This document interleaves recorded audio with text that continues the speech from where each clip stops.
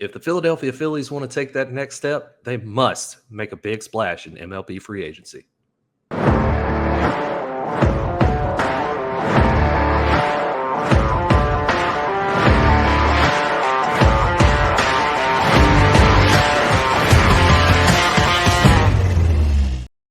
Welcome on into First Pitch, your daily MLB podcast for all news, notes, and everything under the sun when it comes to Major League Baseball. I'm Christian Rauh. You can find me on Twitter at Christian S. Rauh, and Troy Brock here today, and you can find him on Twitter at Troy B. Baseball. And Troy, I know you're excited for this episode.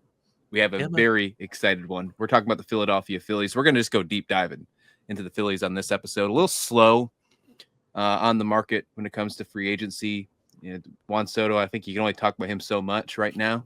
He's definitely rumored around where he's going to be, but it seems like one of those teams he's not rumored to be with Troy is the Philadelphia Phillies. It seems like they are out on Juan Soto, and he's starting to eliminate teams himself, and one of those teams that's not even in the picture is the Phillies, according to multiple MLB insiders. So with that being said, what do the Philadelphia Phillies do now?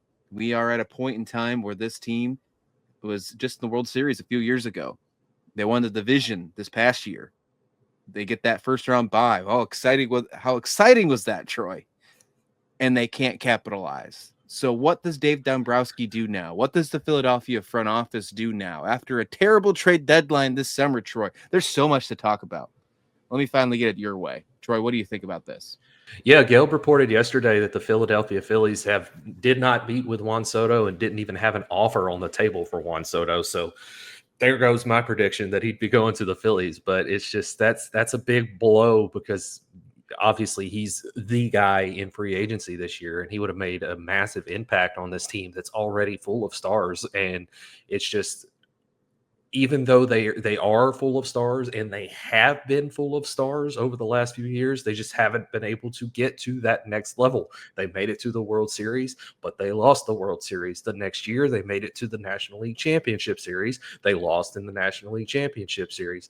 Cough, cough. Thanks, Craig Kimbrell. Cough, cough. Then they made it only as far as the National League Division Series and lost in the National League Division Series to the New York Mets. So they have got to make a big splash. And when you have someone like Dave Dombrowski at the helm, you expect your team to make big splashes. And at the trade deadline this year, they didn't do that. They brought in Carlos Estevez, who was a good player on a bad team, who turned out to be a mediocre player on a really good team. And they brought in a guy like Austin Hayes, who, in his defense, they utilized wrong. I will give him a little bit of defense there. They tried to force him into an everyday role, and he is not built for an everyday role. When you look at his splits this year and for his career, he cannot hit right-handed pitching. He's a right-handed batter. He cannot hit right-handed pitching. He is only suitable in a platoon role for the weak side platoon, and they should have done that with him and with Brandon Marsh.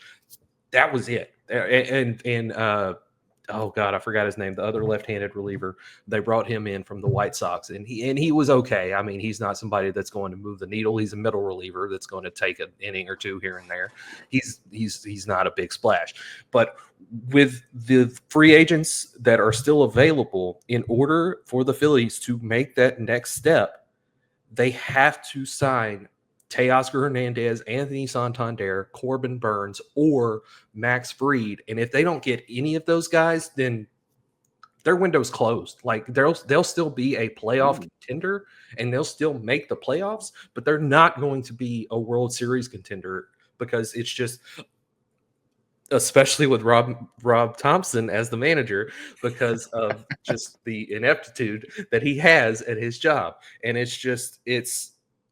it's really frustrating with the amount of talent that the Phillies have to watch them just flounder in the playoffs. Like the series against the Mets this year.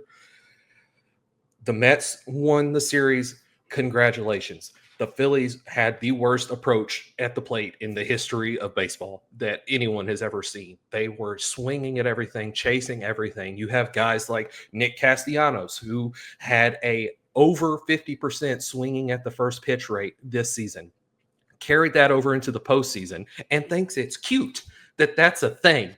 He thinks it's cute that he swings at more than 50% of the first pitches that he sees. He calls it glorified batting practice. And when he's at the plate, and that's part of the reason why he is on the trade block now. You have guys like Alec Bohm, who throughout the season had a really good year for the most part. He was not trying to hit home runs every time he stepped to the plate. He was trying to hit the ball into the gaps. For a while, he led Major League Baseball in doubles. He was on pace before his injury for 59 doubles. That is an insane amount of doubles. I think the last person to do that was Chase Utley. At least for the Phillies, the last person to do that was Chase Utley. And then he got injured. He came back and he tried to do too much. And even when he was doing good throughout the season, he was still having the emotional outburst, like I talked about last week or whenever it was. He could come up to the plate in the second inning, nobody on, a scoreless game, no outs. If he hit the ball and grounded out or flew out, he was going to slam his bat down. He just has emotional outbursts for no reason, and that's why he's on the trade block now.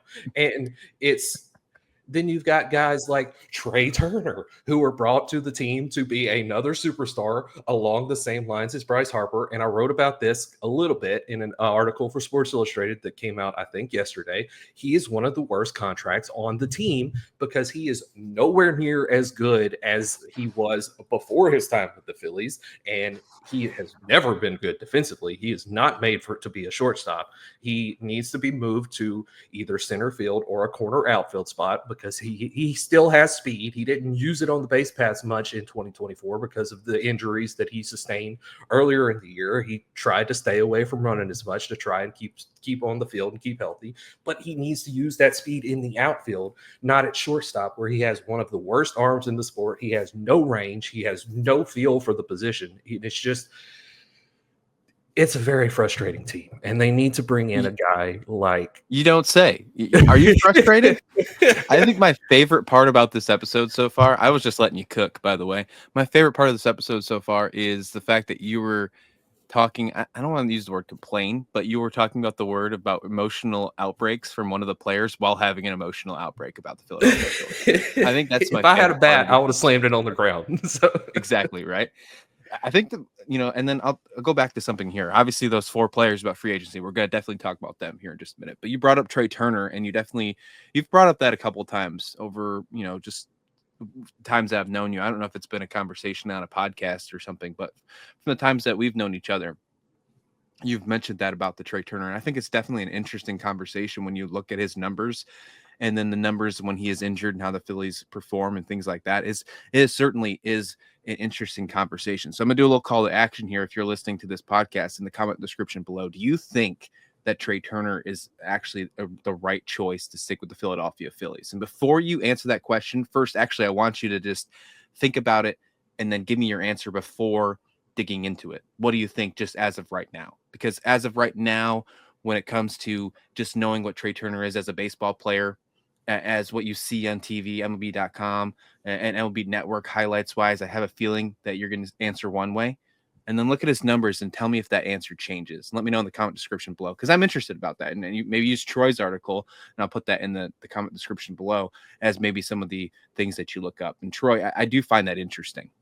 And it's one of the positions that are going to be looked at. And I think the infield is one of that's going to be really looked at for the Phillies this year. And Alec Bohm is one of them. You mentioned how he was off to a great start, then fell off. And now he's a potential trade candidate after being an all-star candidate, after making an all-star game. This is the same year that the Phillies had more all-stars than anyone, broke a franchise record for most all-stars, and then fell off after being a top seed in the National League, one of the top seeds to get a first-round bye. I'm going to swing back to what you said earlier at the beginning of your emotional outbreak. I love that, by the way. You said, and this is actually from a tweet you said yesterday morning. You said, and let me just read your whole tweet. You said, with the Phillies not having an offer of Juan Soto and not even meeting with him, they have to make a splash. They have to make a splash with Teoscar, Santander, Fried, or Burnes. Otherwise, the window is closed, and there'll be a team that can make the dance every year, but never go all the way. The 4 players you mentioned, Teoscar Hernandez, Anthony Santander, Max Fried, or Corbin Burnes. Out of those four, who do you feel is the one that is the most important, that if you had to pick one for the Phillies to go after to change the landscape of that franchise moving forward and make them a World Series favorite, get them back in that race, make Dombrowski kind of, make up for what that terrible trade deadline that he had this summer? What is the one that you're pointing at to say that's the guy? Oh, it's Teoscar Hernandez, easily, hands down. The pitching they don't really need another ace on their staff. They already have two, some maybe three when Ranger Suarez is on. But it's Teoscar Hernandez, because if they sign Teoscar Hernandez, they could put him in left field. This is also assuming they do trade Nick Castellanos. They could move Brandon Marsh to right field or flip-flop that. Keep Brandon Marsh in left and put Teoscar Hernandez in right. Either way, their offense would be all that much the better for it, having Teoscar Hernandez over Nick Castellanos. And defensively, still in the outfield, you would still have Johan Rojas in center field, who I'm very high on strictly because of his defense. He does not produce much at the plate, but he is one of those guys that is the top tier defense in center field in the National League. And that is very valuable, and they need him in the center field. It's literally multiple times a week he has highlight reel plays in center field. And Brandon Marsh is another guy who is a elite defender in the outfield, so you need to keep him in the lineup every day. And with Teoscar Hernandez, that makes up for the lack of production from Johan Rojas, Brandon Marsh, Nick Castellanos when he is on the club. And even if they don't trade Nick Castellanos, they can still sign Teoscar Hernandez and then platoon Brandon Marsh and Nick Castellanos, or platoon Brandon Marsh and Johan Rojas. It's just Teoscar Hernandez is, out of those four, the guy that would make the biggest impact easily. I could see that.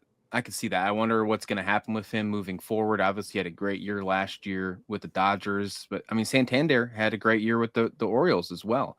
The corner outfield spot, that's something that they definitely could improve. There's no doubt about that. And if you think that Nick Castellanos should be a trade piece that should be moved, then that would fit perfectly. As of right now, according to Fangraphs, when you look at their roster and their depth chart, nothing really has changed at the moment. What you've noticed and what you have seen from this roster over the past 2 years is what you've really seen. Kyle Schwarber, DH. Trey Turner, your shortstop. Bryce Harper at first. Nick Castellanos in right field. Alec Bohm at third, which we know that he's a potential trade candidate. Bryson Stott at second. JT Realmuto, who's entering his final year of his contract, at catcher. Brandon Marsh at left field. And then, as you mentioned, Rojas in center. And then in the bench-wise, you have guys like Garrett Stubbs, Edmundo Sosa, Weston Wilson, Cal Stevenson. Now, this is all according to Fangraphs. That's what your bats look like on the active roster as of right now. When you're looking at this, obviously JT Realmuto, that's a whole piece that could be a big change right now. Final year of his contract. He didn't have the best season last year as well. Looks like he's on his decline. He's entering his age 34 season, so it shouldn't be too surprising that you're starting to see a decline from him like that. Does this free agency, this offseason, do you have to make an answer for replacing JT Realmuto? Is Garrett Stubbs that answer, or is that something that needs to be replaced moving forward? Or maybe that's an afterthought maybe for next offseason. Is that something you need to worry about right now? Right now, I would say no. I think that they definitely need to take a step back next year and not run JT Realmuto out as often as they do, especially as a catcher. Like you said, he's entering his age 34 season. And as a catcher, he's one of the catchers that plays the most. He didn't in 2024 because he had knee surgery, but he came back from that knee surgery a month later and was catching. He wasn't DHing, he was catching a month after knee surgery. And they need to not use him as much. They run him out there 5 or 6 times a week, and they need to cut that back to how a normal catcher is used. And it might help his offensive production if they did that in 2025. But as it stands right now, especially with how weak the free agency class is of catchers this year, they really don't have an option. They have JT Realmuto and Garrett Stubbs and Rafael Marchand in AAA, but in 2025, I haven't looked at the catching free agency class in 2025, but they'll need to. It's not great. Awesome. They'll need to make an improvement via a trade then, because once JT Realmuto's gone, they shouldn't re-sign him, honestly, because again, he'll be entering his 35 season in 2026 as a catcher. He's not going to play first base over Bryce Harper. He's not going to DH over Kyle Schwarber. And so there's really no other place for him to play. And so they'll need to make a trade to improve at catcher, because Garrett Stubbs and Rafael Marchand, while they're not the worst catchers on the planet, they're definitely not who you want to take over after JT Realmuto. That's a good point. Now, he played in 99 games last year. He's played in close to 140 over the last 3 seasons apiece. And last year he was still over, league average. Not like, we're not saying he's a bad catcher whatsoever. And a lot of people like to misconstrue our words on this show, I've noticed in the comment section, which, by the way, bring it on. I love your comments. So continue that. I'm all for it, and I'm all for good discourse and good conversation. But he had a 109 OPS plus, so I mean, he was over league average, and that's something that you still need to take in consideration. He doesn't have to be a barn burner. When you look at the rest of this roster, he doesn't have to do that, and the position he's playing, that's more valuable anyways. And he's still one of the a really good defensive catcher. We're really good with the pitching staff. We've seen this pitching staff succeed for quite some time now, becoming one of the best pitching staffs in baseball. And you can't say GT Realmuto has nothing to do with that, because he absolutely does. But at the plate last season, 266, 322, 429 for only a 751 OPS. I mean, overall, though, as a catcher, that's not bad numbers. It's just not what we've seen from JT Realmuto. 2022 JT Realmuto, when he had a 130 OPS plus and an 820 OPS. That's what we were expecting from him, and more in the 820s to 840s for OPS instead of the 750s. Is that a huge decline? No, but you have to expect that it's probably going to continue to go down. His power is probably going to continue to go down.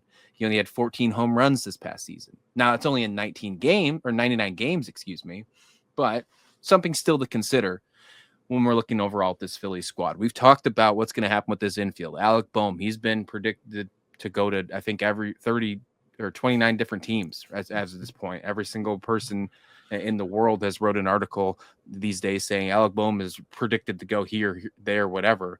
But most of them I see as of right now is the Seattle Mariners being a potential place for him to go. That could be interesting. We've talked about the Trey Turner conversation. Obviously, Bryce Harper's not going anywhere, although there was a rumor coming out that would he move back to the outfield if Christian Walker or someone like a Pete Alonso would be available. I don't think Dave Dombrowski is going to spend that money in that portion.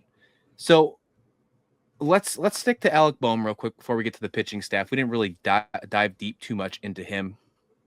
Do you think that he is a Philadelphia Philly on opening day in 2025? If not, where do you see him going, and what do you see coming back in return?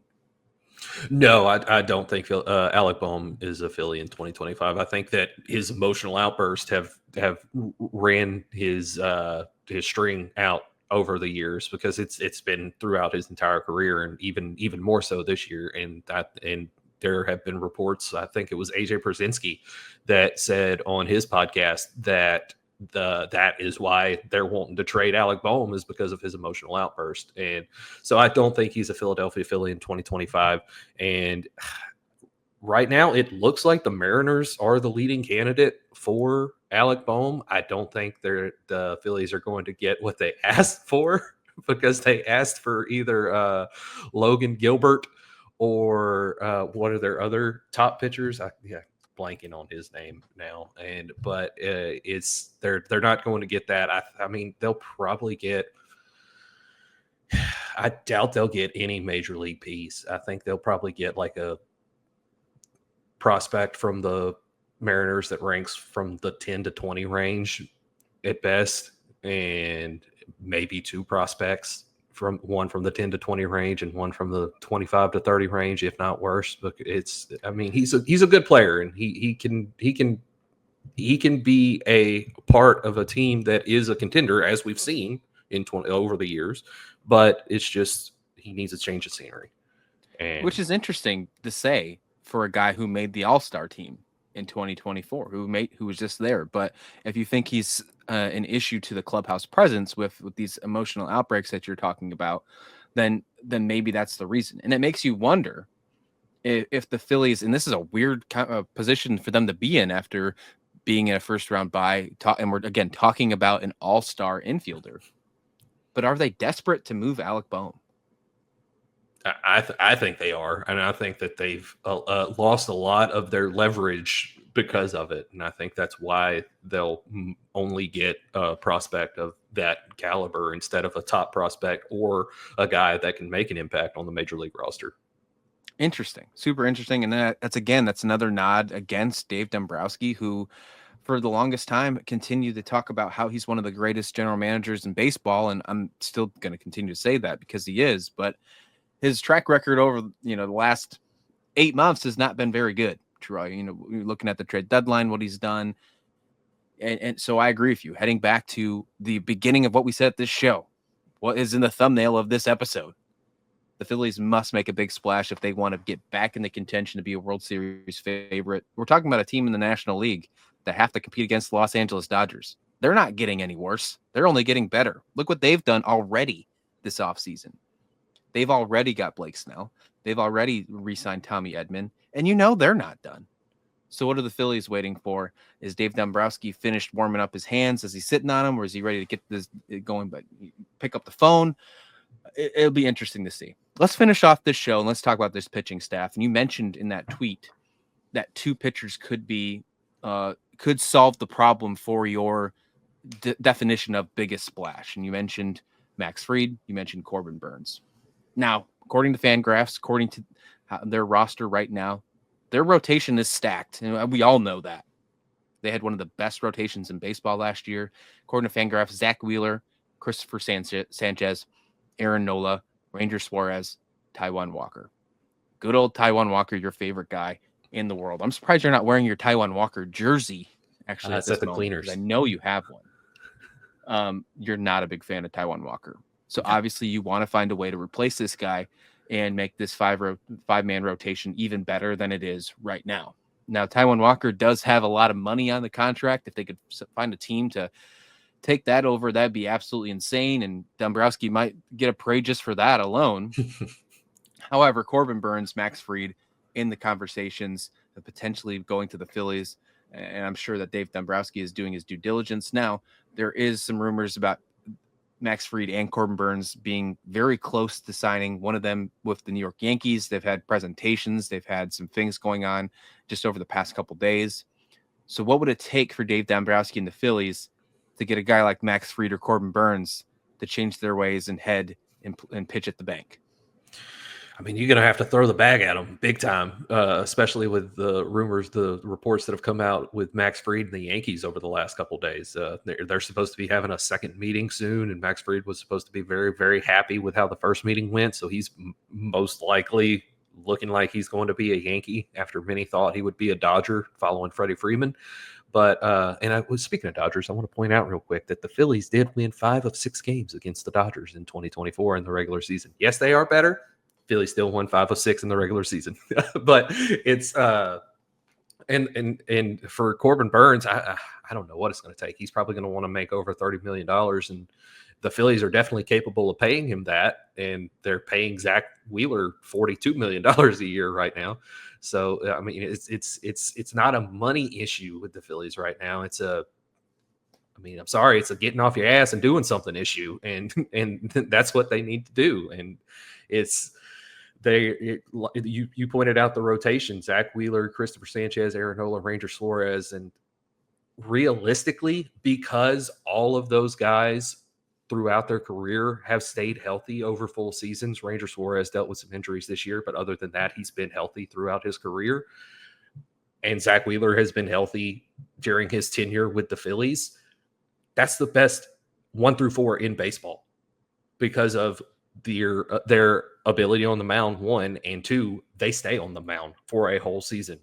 You can argue that the Dodgers have a better rotation, but they get hurt really easily. And the Dodgers know that they get hurt, and that's why they've signed so many of these top caliber pitchers like Blake Snell, who's qualified for the ERA title twice in his career. Tyler Glasnow has never thrown more than 134 innings in a single season in his career, and that was a career high he set this year. Yamamoto, that's the Dodger.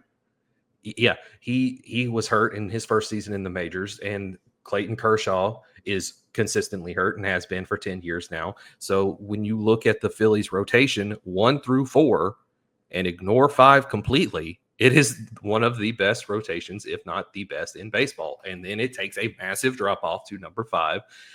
But if they were to sign a Corbin Burnes or a Max Fried, you can put that number 5 guy, whose name I will not say, in the bullpen, and then it's the best rotation in baseball, period, because all 5 of those guys stay healthy, and then they have 3 definite aces, if not 4, and it's then you wouldn't really have to worry about what the offense can do, because your pitching staff that has already put up roughly a 3.6 ERA in 2024 with a guy in the 5 hole who put up an ERA over 6, and then a revolving door in the 5 hole because you couldn't figure out what to do there, and you kept ruining guys like Tyler Phillips by having them throw 120 pitches in a game.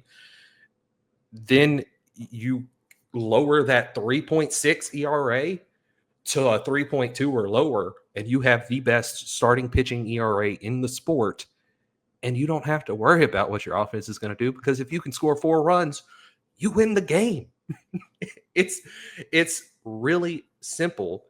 And again, it's not about money. They have to just do something. They are capable of doing it. They have the payroll flexibility of doing it. John Middleton, the controlling owner, said he has no problem whatsoever with spending money because he wants to win a championship. Dave Dombrowski needs to do something to make up for the errors that he has made throughout his tenure as the Phillies president of baseball operations. And if he doesn't, then what? Then I'm going to have a rant for the ages on this podcast. No, if he doesn't, is he on the hot seat? Is he on the hot seat if the Phillies don't reach, if the same exact thing happens in 2025, let's just say that they could win the division, but they can't win a playoff series. What happens with the front office of the Philadelphia Phillies next year?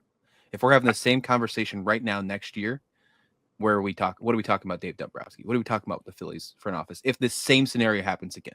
If it happens again, they 100% need to make changes. Whether they'll do it or not is a different story. It's kind of like the Yankees with Brian Cashman and Aaron Boone. They're going to stick with their guys until they all go down with the ship. And it just, when you see that things are not working, when you have a manager that makes boneheaded moves time and time again throughout the regular season and postseason, when you have a president of baseball operations who says we don't need to make moves, let's just bring in Carlos Estevez and Austin Hayes, and then let's force him to be an everyday player. I'm going to bring it up again for like the 4th time in the life of this podcast. What's the definition of insanity, Christian? Again, whether or not they'll do something is a different story. Will they need to? I think they should have fired Rob Thompson after this year. But if the same thing happens in 2025, they 100% need to make some changes. And real quick on the Rob Thompson thing, I know we're pushing up on time. Real quick on Rob Thompson. Yeah. People like to bring up his win-loss record over his tenure as a defense for him. Look at his roster. Look at the roster that they have. Forget the postseason. Look at the regular season. If he didn't have a really good record as a manager with that roster, then we'd have a lot bigger issues. But his record would be a lot better if he knew what he was doing. Okay, I want to end this show here with a segment that we're going to do for all the 30 teams. This is the first one that we're doing right now. We're going to get through them during the offseason, especially when there's slow days on the episode, slow days in free agencies or so, things like that. We're going to put out one of these episodes going through each and every single team in baseball. But I want to start off with this segment, and one of us will do it on the show, and I'm going to make you do it today. We're going to call it the wish list, where you have to pick 3 to 5 things that you would wish to see, make your Christmas list, if you will, for the Phillies to do before opening day in 2025. I know, like, for example, I know you want Taijuan Walker to be traded. And that could be obviously one of those lists of things like that. So give me 3 to 5 things on your wish list for the Philadelphia Phillies heading into 2025? I am going to keep it a little realistic. I'm going to leave Taijuan Walker off of that. Oh, yeah. It's got to be realistic. Yeah. And keep it realistic. Yeah. Because with the deal he's got, it's going to be like Patrick Corbin. There's no moving Taijuan Walker. He's a Philly for the remainder of his contract. So my wish list is trade Alec Bohm and get some kind of decent return. Okay. Anthony Santander in the mix. And if Alec Bohm gets traded, bring in Alex Bregman to play third base. And with them out on Juan Soto, all three of those things are very doable. All right. So there you go. That's interesting. I like that. So just to recap that wish list there, you said trade Alec Bohm, bring in Alex Bregman, and bring in Anthony Santander. Did I say Santander? I'm sorry. Teoscar Hernandez. Okay. Makes more sense based on how you said at the beginning. Okay. So Teoscar Hernandez, trade Alex Bohm, bring in Alex Bregman. Hey, that's an interesting wish list, and I can see that being absolutely realistic for sure. Let us know your thoughts in the comment description below. What do you think about this Philly squad? Because obviously they're at a plateau, if you will, heading into 2025. And as Troy and I have said on this show, they need to make a big splash heading into this offseason, heading into winter meetings that are just about to start next week. What do they do for the remainder of the offseason, heading into spring training, to make sure they can get that next step and get back into World Series contention? Let us know your thoughts. Hit like and subscribe while you're there, and come on back for another episode of First Pitch. We're here every single day, Monday through Friday, all throughout the offseason. Join myself, Troy, and Lindsay Crosby as we're breaking down news, notes, and everything under the sun with baseball. Until next time, come back here for another episode of First Pitch.